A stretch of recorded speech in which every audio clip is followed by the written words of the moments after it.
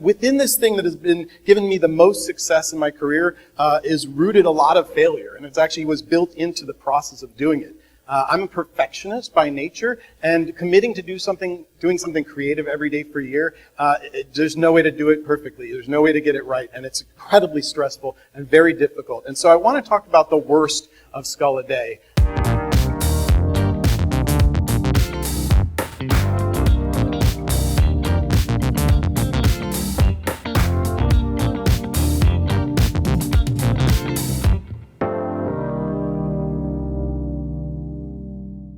Never curse. It's really important to be professional. So already I'm way out of my comfort zone being here. Number two is everybody I've seen since I've gotten here have said, I can't wait to hear what you have to say. I really want to hear this. And so the expectations are really high, and I'm really nervous now that I'm not going to fucked up enough for you all.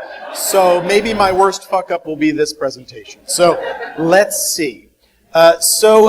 As you heard, I'm an artist, and I'm actually most well known for doing a project called Skull a Day. And so basically, if you didn't know the project, I spent a year making skull art every single day, and I did it because I'd actually gotten really stuck in my business as a creative professional. I just plateaued and was really just frustrated and trying to find a way out of it, and very randomly had this idea, and I did this project. It led to all kinds of amazing things, and I'm not going to tell you about any of those, so you just go look it up.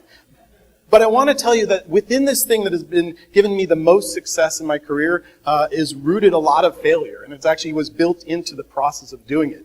I'm a perfectionist by nature, and committing to doing something creative every day for a year, there's no way to do it perfectly. There's no way to get it right, and it's incredibly stressful and very difficult. And so I want to talk about the worst of Skull a Day. This piece that's on here was the very first day of the project. It was just a little orange piece of paper that I cut out very quickly. Frankly, it's not very good. It's just crudely done. You can see some dings in the paper. It really is just that first stepping stone that allowed me to move forward. And I always show this slide to people, and I don't think anybody that sees it goes, oh, that was a big mistake. But frankly, it's not a very good piece of art. And that's what's interesting about this project and the process of doing it. So I want to show you some of the things that happened within the course of this, because here's the thing. I started here really low, and I ended here really high. It was, to many people that looks like a direct line trajectory, but it's really a lot more like the stock market, right? It's up and down every day. And so depending on where you hone in, you can see some really great things or some really terrible things.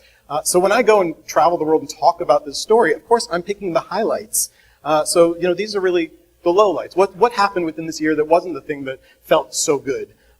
So one of the things that happened, because I was making something every single day, is that, some solutions just sort of came to me quickly because I was in the middle of running a full-time business as well. So in this case, I found this brick that kind of looked like a skull to me, and I think I chipped away a little at it and felt like I had succeeded in my task and put it up online, and people went, I don't see the skull. So maybe you do, I hope you do, but I was like, really? Oh no. So, that was a day that ended me feeling kind of crummy. The only good part was that I knew I had to make something the next day, and maybe I could do better. Maybe, hopefully. So at least on that day, I didn't spend a lot of time making my art, whereas on this day, I decided I was going to replicate the very classic face vase illusion, but I was going to make a skull version of it. And a friend of mine was convinced me that the way to do this would be to take a solid block of aluminum and put it on a lathe and lathe it down. Now, if you know anything about that, that's not an easy thing to do. Why didn't I do wood? I have no idea. So I spent 10 hours lathing metal, creating this huge pile on the floor, which I used the next day and made a much better skull. But if spent the whole day doing this, just miserable, sweating, put it up online. Look, I did this thing. I don't see the skull. I see the skull. But that's what everybody said. The artists were like, nope, don't see it. I see it. Do you see it? I don't. Some people do. Oh, good. Okay. So, whew. But yeah, that was not a big reaction for a lot of effort put into it. Some days it was really that I ran out of time and materials and was trying to achieve a concept that I had in my head. I thought I could, transform a shirt. And to give you a little context, this was a dozen years ago when I did this. And so I did this shirt kind of thing, and it kind of worked. And I think I was 3 shirts in and was like, I don't have any more shirts left. This is the best I can do. It doesn't really look like a skull. It's more of a face. People were pretty kind about it. But then like a few years later, I started seeing these skull shirts that people were doing like this, but like so much simpler and looked way more like a skull. And I was like, yeah, there you go. So hopefully they learned from my mistakes on that.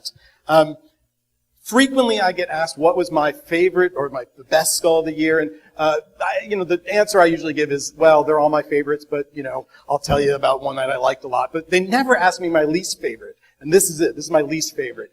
This was only 13 days in, but frankly, I didn't do a very good job. The concept was there, but the execution was pretty terrible.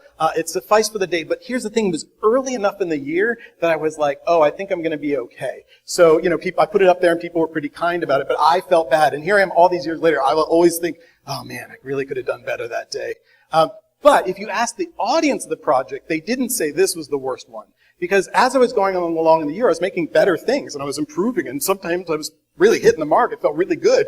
But that means the expectations were even higher, and the audience was growing because the project had gone viral. And so thousands of people were coming every day. And now I'm really stressed out trying to do a good job every day for strangers, which is never a good thing. And so I was like, oh my gosh. And so this is the one that they hated the most. And again, a dozen years ago, this happened, and I could still pinpoint this exact moment. I mean, I knew exactly what slide I was going to pull. I knew exactly the comments that were under this image. These are little Viewmaster slides, and I thought it was kind of clever. It looks kind of like a monkey skull to me. I don't know. I felt okay about this one, and people just hated it.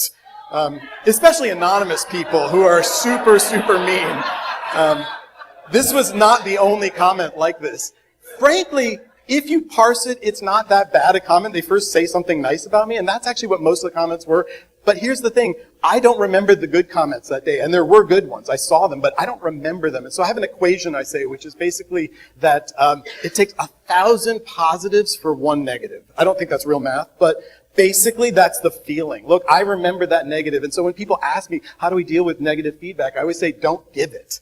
Because it just doesn't work. It makes people feel terrible. And look I'm obsessing about something from a dozen years ago, from that stupid negative, from that person I don't know. And my wife would be like, why do you care? You don't even know who this person is. It doesn't matter, but it does. We internalize this stuff, and it's really important. So I want to show you, not my artwork, but the artwork of a couple of photographers who traveled the country around World War I. In the United States. And I just want to talk about the hubris of my project and what I was doing, because I did achieve some success with it. And because of that, I really pushed myself to go harder and bigger. And I didn't, again, sort of some days were better, some were worse, but I was moving up this hill. And so right before the end of the project, I really want to make a huge splash. I want to make something really big and really impressive. This audience that followed me, really go out on a bang. And so I knew about these photographers who had traveled the country making these huge anamorphic images of all different things, but they're patriotic images. And I was like, I want to do that. That's awesome. And so this is my concept. I'm going to do this. So I put the call out. I got press. I reached this huge audience through my website and everywhere, and I said, please come out Sunday morning at 9 a.m. on Belle Isle. And I made a mistake right there. So mistake number 1, Sunday morning, and I thought it would be less hot because it was the summer. I was like, this is a good idea. Yeah, don't make plans for Sunday morning at 9 a.m. So I put the word out, and I was getting a lot of positive feedback. I'm like, I'm going to have hundreds of people. This will be great. But I want to point out one thing about this image. If you look way down in the corner, you'll see that was 21,000 people to make this image. Because what they were doing is just going to army bases and getting every single person on the army base to help them do this. Now, I didn't think I'd get 21,000 people, but I thought I'd get a few hundred people. I got 35 people. And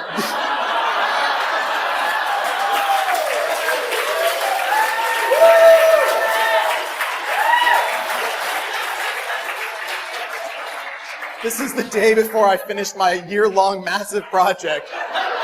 And some of my very, very kind friends came out very early in the morning, and some of the press that came to help me ended up in the photograph. And everybody brought black and white shirts, and this was the very best skull I could make, and it was okay. So I just want to finish. I actually did rearrange them into what I sort of envisioned would happen, and this is the eyes and the nose. So imagine hundreds of more people filling all that in and making a really amazing product. But I didn't do that. And so, I don't know, when I read the sort of expectations of this was what not to wrap it up and give you a feel-good statement. So I won't. I'll just say, there you go. Thanks, you guys.